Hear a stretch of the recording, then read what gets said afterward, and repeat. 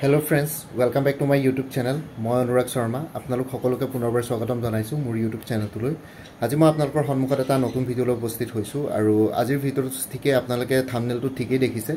যে APSC combined competitive এক্সামিনেশনৰ প্ৰত্যেক বছৰ অনুষ্ঠিত কৰিব বুলি এটা ডিসিশন লৈছিলে আৰু সেই ডিসিশনটোৰ ওপৰত মই অলৰেডি এটা ভিডিঅ' বনাইছিলো তথাপিতো মই আপোনালোকক আজি আকৌ সেই ৰিপৰ্টটো দেখাই দিছো according to sources in the personnel department earlier the gap between a CC and its next CC was quite wide. Now the government is contemplating doing the UPSC Union Public Service Commission line to hold CC every year. ঠিক আছে so ইয়াতে দেখিছে প্ৰত্যেক বছৰে combined competitive examination UPSC লাইনত গভৰ্ণমেণ্টে hold কৰিম বুলি কৈছে ইয়াতে যেহেতু আগতে আৰ্লিয়াৰ গ্যাপটো বহুত দীঘল আছিল সো হেতু কাৰণে প্ৰত্যেক বছৰে হ'ব according to sources in the personnel departmentor sourceৰ ফালৰ পৰা এইখিনি বস্তু গম পোৱা গৈছে আৰু যদি আমি তললে যাওঁ তেতিয়া লিখিছে আৰু এটা ইয়াতে কথা কৈছে তললে যদি যাওঁ আমি ইয়াতে দেখিছে this is the reason why the government has started the preparations for the next CC subject to the availability of vacancies. ঠিক আছে ইয়াতে কথাটো যে প্ৰত্যেক বছৰ কম্বাইন্ড কম্পিটিটিভ এক্সামিনেশন পাতিব খালি সাবজেক্ট টু দি ভ্যাকেন্সিজ হয় মানে যদি ভ্যাকেন্সিজ থাকে সাফিসিয়েন্ট নাম্বাৰ তেতিয়ালে প্ৰত্যেক বছৰ কন্ডাক্ট কৰা হ'ব আৰু লগতে মই থাম্বনেলটো যোনখিনি কথা আছে সেইখিনিলৈকে আহিম মই জাস্ট এইখিনি কৈ দিছো আগতে এটোৰ ওপৰত ভিডিঅ' বনালো মই অলৰেডি তথাপিতো মই আপোনালোকৰ সৈতে এইখিনি বস্তু আৰু এবাৰ কৰিছো যিসকলে মোৰ হেতু ভিডিঅ' চোৱা নাছিলে এটো টপিকৰ ৰিলেটেড মই আগতেও এটা ভিডিঅ' বনাইছিলো আজি 3-4 ডেজৰ আগতেও এটা ভিডিঅ' বনাইছিলো সো আজিও এটা কলো সো কথাটো তেনেকুৱা যে মানে availability of vacancies থাকিলে মানে প্ৰত্যেক বছৰ combined competitive examination APSC hold কৰিব as per Assam government order খালি কথাটো হ'ল যে এনেকুৱা নহয় যে প্ৰত্যেক বছৰে ভ্যাকেন্সিজ আপোনালোকে বহুত বেছি পাব কেতিয়াবা ভ্যাকেন্সিজ কমো হ'ব পাৰে বেছিও হ'ব পাৰে ইট ডিপেন্ডস হেতু ফ্লাকচুৱেশ্যন কৰি থাকিব ভ্যাকেন্সিজত আৰু এটা আমি তললে গৈছো যেটো থাম্বনেলত আপোনালোকে দেখিছে সেইখিনি কথা মই আপোনালোকক এতিয়া ক'বলৈ ওলাইছো সো ইয়াতে দেখিছে আপোনালোকে মোৰ স্ক্ৰিনখনত APSC report APSC conduct CC every year মই ৰিপৰ্টটো আপোনালোকৰ সৈতে শেয়াৰ কৰিম এতিয়া ইয়াৰলি স্কেডুলটো হ'ল APSC CC 2024 এতিয়া যোনটো চলি আছে বৰ্তমান জুলাইত যোনটো মেইনছ আছে হেতু কম্বাইন্ড কম্পিটিটিভ এক্সামিনেশন 2023 মেইনছ হয় এতিয়া যোনটো নেক্সট নটিফিকেশন বা এডভাৰটাইজমেন্ট ডিসেম্বৰ জানুৱাৰীত জেনাৰেলি উলাই সো ডিসেম্বৰ জানুৱাৰীত আপোনালোকে এডভাৰটাইজমেন্ট এক্সপেক্ট কৰিব পাৰে যেতিয়া এইখিনি বস্তু কমপ্লিট হৈ যাব 2023 CC ৰ গোটে বস্তুটো ওয়াইন্ড আপ হৈ যাব সো ইয়াতে দেখিছে APSC ইয়াৰলি স্কেডুল APSC CC 2023 এতিয়া আপোনালোকে যদি লাষ্ট ইয়াৰৰ ট্ৰেন্ডটো চাই 2022 CC আৰু 2023 CC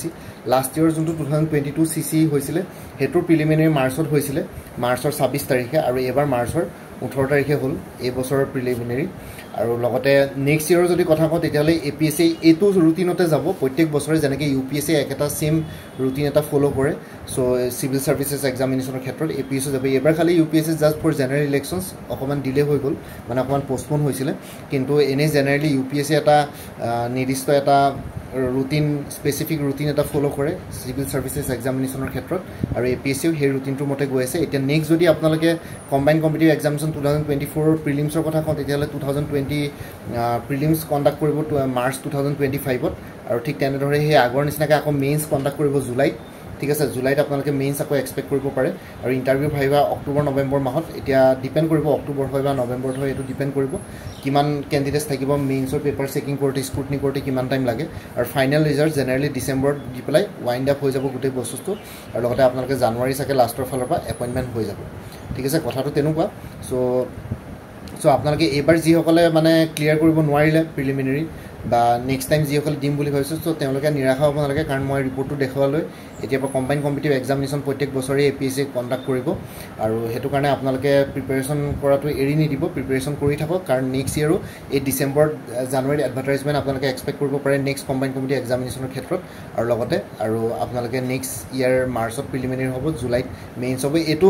যোৱা বছৰে একাটাই মেইনটেইন কৰিছিলে প্ৰিলিমিনাৰী 2022 কম্বাইন্ড কম্পিটিটিভ এক্সামিনেশনৰ প্ৰিলিমিনাৰী মাৰ্চ 2023 হৈছিলে মেইনছ জুলাই 2023 হৈছিলে ঠিক আছে তেনেকৈ ধৰণে এবাৰো কম্বাইন্ড কম্পিটিটিভ এক্সামিনেশন 2023 ক্ষেত্ৰত প্ৰিলিমিনাৰী মাৰ্চত হৈ গৈছিলে মাৰ্চৰ 18 তাৰিখে মেইন জুলাইত হ'ল আৰু এতিয়া নেক্সট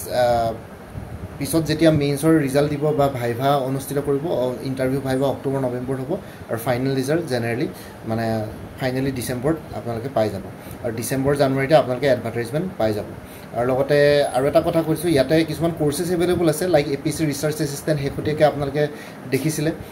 ফাইনান্স ডিপাৰ্টমেন্টৰ ৰিসাৰ্চ এসিস্ট্যান্ট ওলাইছিলে ফাইনান্স ডিপাৰ্টমেন্টত সো হে ৰিসাৰ্চ এসিস্ট্যান্টৰ ফুল কোৰ্ছ লাই এভেইলেবল আছে 450 তাৰপিছত APSC প্ৰিলিমিনাৰী ফুল কোৰ্ছ এটা এভেইলেবল আছে 450 এইখিনি গোটেইখিনি multiple choice questions MCQ based course হয় সো আপোনালোকৰ একো প্ৰবলেম নহয় গোটেইখিনি ক্ৰনলজিক্যাল অৰ্ডাৰত আছে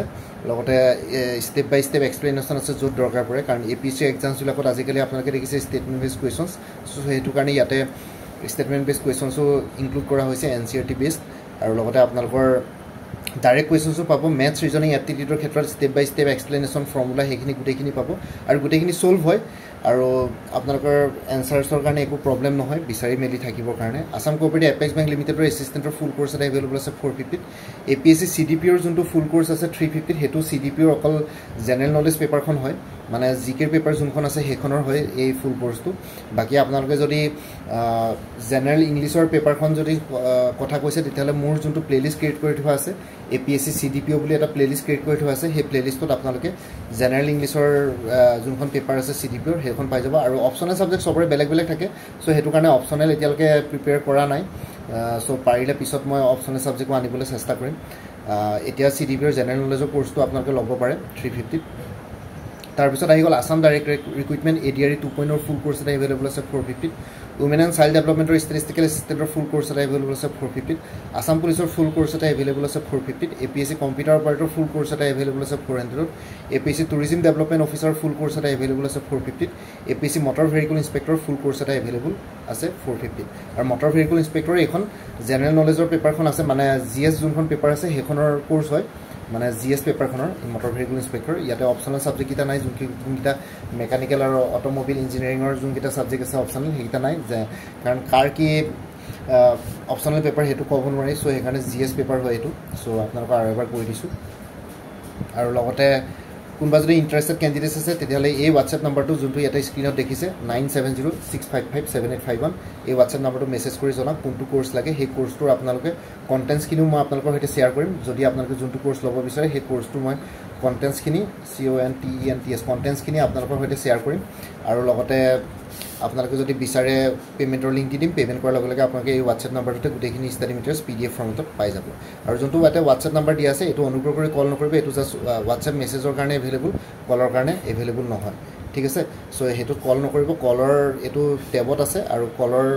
যোনখন সিম কাৰ্ড হেখন বেলেগ ফোনত লগোৱা আছে এটো মই অফিসত কেৰিও নকৰো সো হেতু কাৰণে আপোনালোকে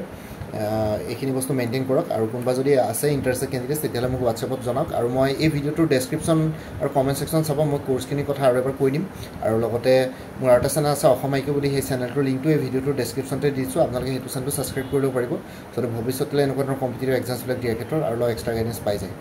বাকি এই ভিডিওটোৰ ডেসক্ৰিপচন আৰু কমেন্ট সেকশন চেক কৰিব ইম্পৰ্টেন্ট প্লেলিষ্টৰ লিংকসমূহৰ কাৰণে আৰু বাকি মানে আসলে মোৰ